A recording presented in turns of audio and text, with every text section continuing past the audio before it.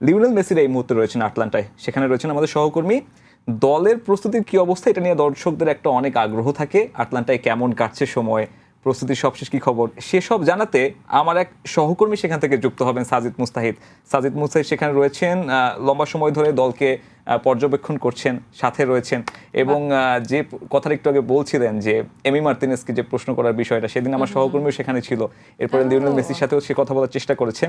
বাংলাদেশকে আসলে আর্জেন্টিনা, বাংলাদেশি মানুষরা যে আর্জেন্টিনায় কতটা ভালোবাসে সেটা আসলে তুলে ধরার চেষ্টা করছে আমার সেই সহকর্মী সেখানে। এবং সাজিদ মুস্তাহিদকে যদি একটু যুক্ত করা যায়। সাজিদ মুস্তাহিদ, আমরা এর মধ্যে কিন্তু দেখেছি যে এই সেমিফাইনালে, ওয়ার্ল্ড কাপের যে সেমিফাইনাল চলছে, দুটো সেমিফাইনাল, এই দুই সেমিফাইনালে কিন্তু সাবেক 4 বিশ্ব চ্যাম্পিয়ন রয়েছে স্পেন ফ্রান্স, যেমন একটা হাই ভোল্টেজ ম্যাচ। একইভাবে ইংল্যান্ড এবং এই আর্জেন্টিনা ম্যাচটাও কিন্তু অনেক হাই ভোল্টেজ ম্যাচ। দুই দলের একটা বৈরী ইতিহাস রয়েছে, শুধু ফুটবলের মাঠে না, রাজনৈতিকভাবে কিন্তু এই দুই দলের বৈরী একটা ইতিহাস রয়েছে। দুই দলের কেউই বিন্দু মাত্র যে ছাড় দেবে না তা কিন্তু বলাই যায়। আমরা জানি আর্জেন্টিনা দল এখন পর্যন্ত যেভাবে খেলেছে, যেখানেই খেলেছে সেখানে কিন্তু বিপুল তাদের সমর্থক গিয়েছে, এবং একইভাবে ইংল্যান্ডকেও কিন্তু তাদের দর্শকরা বা তাদের সমর্থকরা একইভাবে সমর্থন দিয়ে এসেছে।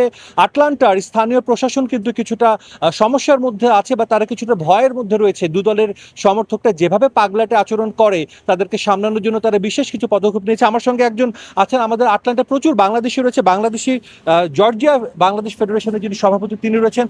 কেমন লাগছে আসলে আরেফিন বাবুল ভাই, কেমন লাগছে এখানে অনেক বাংলাদেশি আসছেন ওয়ার্ল্ড কাপ ঘিরে, আপনাদের শহরে ওয়ার্ল্ড কাপ হচ্ছে এবং আর্জেন্টিনা এবং ইংল্যান্ডের মতো একটা বিগ ম্যাচ হতে যাচ্ছে আপনাদের এখানে? ওয়েল, আমরা তো বাংলাদেশের হচ্ছে মূলত দুইটা দলের সাপোর্টার। এখানে আর্জেন্টিনা যাওয়ার কারণে আমাদের মধ্যে এক্সাইটমেন্টটা অনেক বেশি। আর বাংলাদেশিরা তো এখানে অনেক জড়ো হয়েছে। আটলান্টা একটা এমন একটা শহর যেখানে অনেক লোক এমনিতে বাস করে, আর কমিউনিকেশনের অনেক ঝামেলা হচ্ছে, যেটা আপনি বলে গেলেন। তারপরে আমি মনে করি যে এখানে কোনো বিশৃঙ্খলা হবে না, এখানে প্রশাসন অত্যন্ত সতর্ক। তবে আমরা বাংলাদেশিরা আটলান্টার যেভাবে দেখতেছি, আপনারা আসছেন বলে আমরা আরও বেশি খুশি।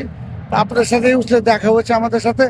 বাংলাদেশিরা আর্জেন্টিনার সাপোর্টার, এখানে যারা আর্জেন্টিনা যেহেতু গিয়েছে, আর্জেন্টিনার ড্রেস পরে ঘুরতেছে, আর্জেন্টিনাকে নিয়ে পাগলের মতো করে, যেটা আমাদের সচরাচর বাংলাদেশের যে অভ্যাস আর কি। আপনি কতটা এক্সাইটেড এই ম্যাচটার জন্য? বিগ ম্যাচ, ইংল্যান্ড খেলবে আর্জেন্টিনার বিপক্ষে ওয়ার্ল্ড কাপের সেমিফাইনাল, আপনি নিজে কতটা এক্সাইটেড? বল, আমি এক্সাইটেড, কিন্তু এখানে আমার আসলে যে দলের আমি সাপোর্টার সে দল এখানে নাই।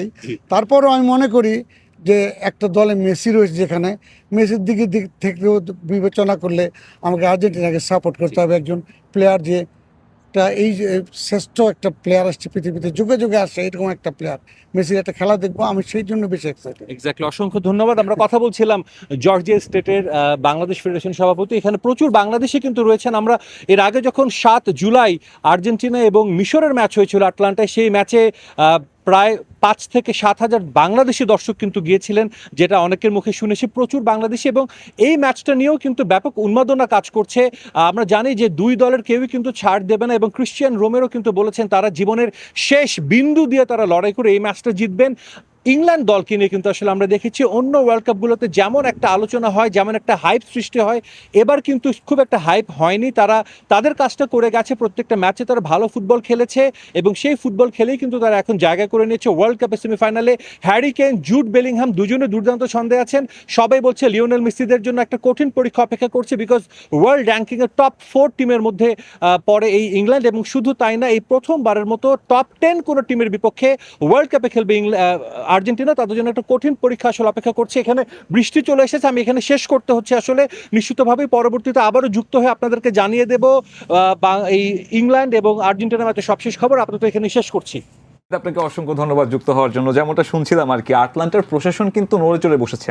মানে আর্জেন্টিনা এবং ইংল্যান্ডের যে ঐতিহাসিক একটা দ্বন্দ্ব লড়াই, ফকল্যান্ড যুদ্ধ থেকে শুরু করে আমরা 86 বিশ্বকাপে দেখেছি ম্যারাডোনা যখন হ্যান্ড অফ গড হাত দিয়ে গোল দিয়েছিল, তখন থেকে কিন্তু ইংল্যান্ডের সাথে আর্জেন্টিনার একটা বৈরী সম্পর্ক। এবং আপনি হয়তো জেনে অবাক হবেন যে 24 বছর পরে এই দুই দল কিন্তু ফুটবল মাঠে মুখোমুখি হতে যাচ্ছে। অর্থাৎ দুই দেশের শীতলতা সম্পর্কে সেটা যে শুধুমাত্র ফুটবল মাঠে এমন নয়, রাজনৈতিক বৈরিতাটাও অনেক বেশি।